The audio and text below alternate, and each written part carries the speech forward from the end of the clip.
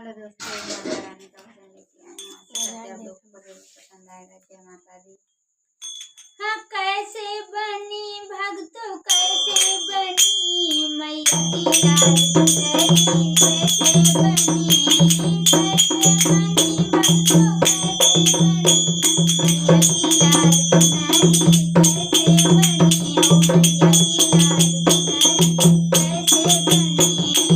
ये सुंदरी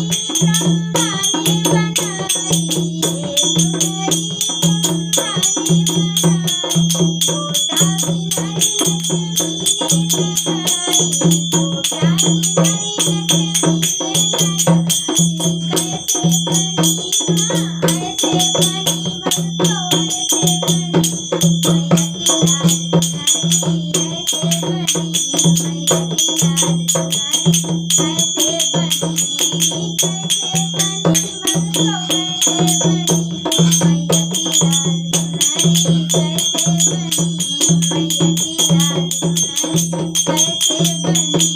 कैसे बनी भक्तों, कैसे बनी मैया की लाल दुलरी, कैसे बनी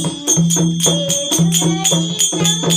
ने बनाई, ये दुलरी शंकर